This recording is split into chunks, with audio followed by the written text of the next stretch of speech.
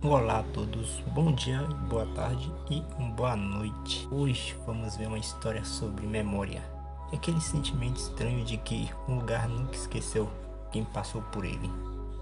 E não é essa Backroom versão campo aberto, apesar que parece. Imagina encontrar um jogo antigo, mas ao invés de diversão, ele parece guardar a vida inteira de alguém. Bem-vindos ao People Still Live Red. O primeiro vídeo que nós vamos ver será Seiwell, que sugere ser o nome de alguém.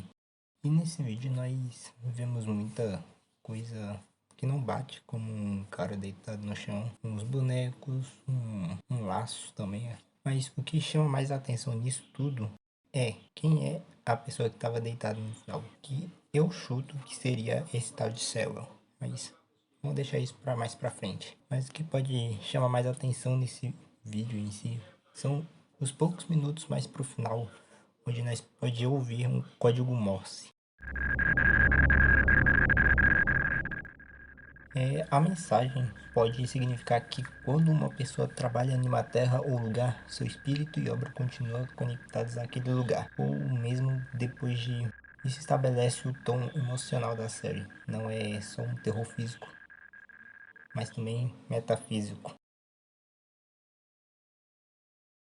O nosso segundo vídeo é People Still Live Where V8.3 2005 Gameplay. Isso é um jogo? Nesse vídeo nós é apresentado como um jogo de game de 2005, onde você entra no jogo People Still Live Where. E já resumindo daqui tudo, porque provavelmente dessa gameplay e da segunda gameplay eu vou resumir bastante coisa, porque é muito grande, sério, muito grande. Enfim, o objetivo do jogo é simples: coletar 3 itens antes de que algo nos encontre ou sejamos pegos até o anoitecer. Uma dessas 3 coisas são um weapon, que é uma coxa indígena, um relógio e um compressor. Os 3 primeiros itens desse primeiro dia. E eu quero abrir um parênteses aqui para algo nesse vídeo. Durante o caminho que nós fazemos, durante toda essa gameplay, nós encontramos uma estranha criatura que aparece como um sinal de um cruzamento ferroviário. Uma dessas vezes foi quando nós entramos em uma empresa no meio do nada, invadir, quero dizer, entramos como um cidadão de bom coração em uma entrada nada escondida e entramos por esse caminho. E lá dentro realmente remete a uma empresa, e sabe que encontramos? Encontramos um cara que estava, entre parênteses, preso na sala de servidores. E durante essa andada dentro desse empresa nada suspeita, no meio do nada, nós saímos da empresa e encontramos o mesmo carinha que estava, entre parênteses, preso, e acontece isso. I wouldn't do that. It is important to respect.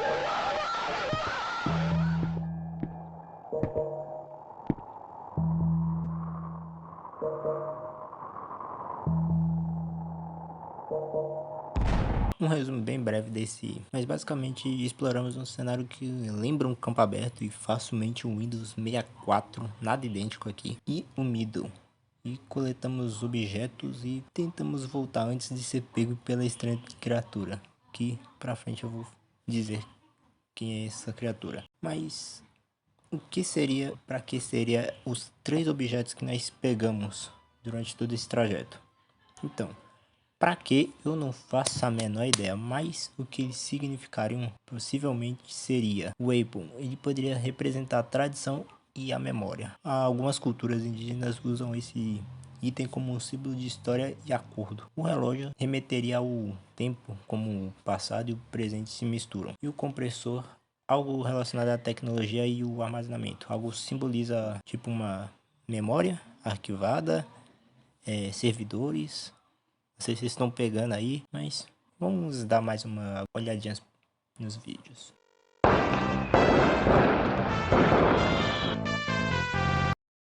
O Middle é um campo infinito, sem cidade, sem entrada, sem saída clara, o tipo de lugar que parece calmo, até você perceber que tá preso.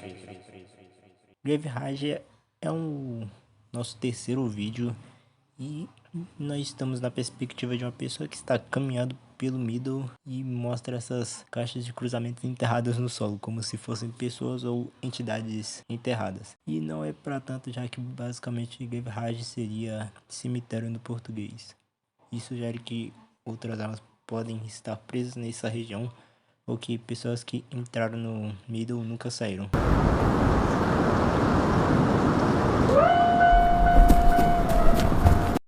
Enquanto você explora, algo aparece no horizonte.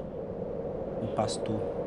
Ele não corre, ele não grita, só se aproxima. Sempre. O pastor não é um monstro comum. Ele funciona com a própria... Não é agressiva, só é inevitável. Você não pode.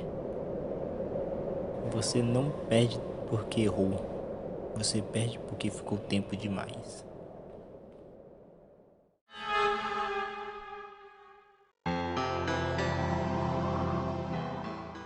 Meus amigos. Dia 2 da gameplay de 2005. Lá vamos nós. Então, nós continuamos a história do game no segundo dia agora. E resumindo de novo tudo que acontece nesse episódio, já que são muitos minutos. Nós encontramos um homem com um balão que quer algo em troca. Nós visitamos o celeiro, que, abrindo parênteses também para esse celeiro, ele é um dos poucos lugares que parecem vivos. Lá tem música, tem um abrigo, tem humanidade. É o mais perto de um lar que o middle permite. E voltando no caminho, nós interagimos com um pintor que pede ajuda com sua arte. E quando o dia termina, nós somos ameaçados pelo chip que ele aparece e tenta nos pegar. Só que não tem um bom sucesso, né? Claro. Já que nós somos pro play avançados, nível 2026, pro estádio game. Enfim, simbolismos, né? Os grandes símbolos. O pintor seria a arte e a expressão humana. Ele poderia representar o que a pessoa deixa no mundo. O balão é ligado às memórias, festividade e à leveza. Quem oferece o balão quer algo valioso em troca. E o pastor, uma figura que persegue e ameaça.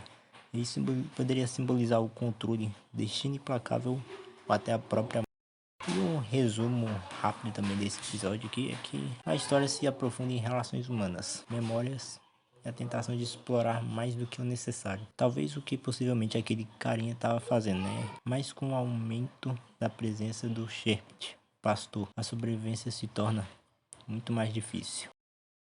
Isso não é uma vitória, é a aceitação. O lugar continua, mas agora em silêncio.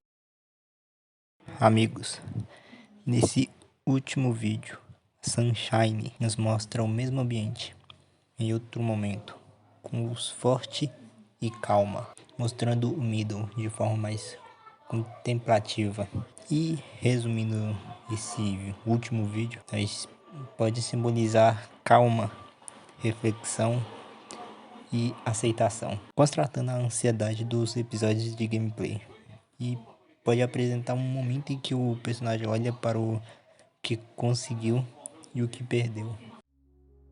A série começa como se tivesse descoberto um jogo antigo, que na verdade recria memórias reais de uma vida passada, ligada ao personagem, chamado Clifton J. Sewell, que viveu no século XX. Conforme você joga, encontra entidades, coleta itens simbólicos e percebe que a experiência pode ser metafísica, não apenas digital, tanto sobre quem fomos quanto sobre o que deixamos para trás. People Still Live Where não é só sobre um jogo amaldiçoado, é sobre pessoas que nunca foram embora de uma verdade, sobre lugares que lembram, sobre trabalho, arte e memória. É uma história sobre o que permanece depois que morre.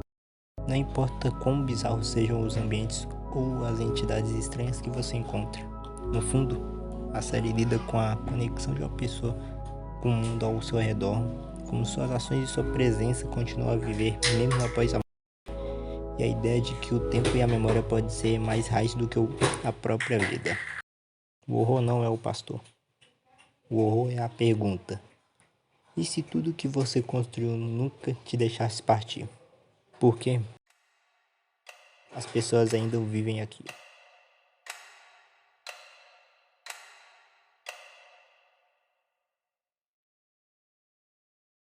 Até o próximo vídeo.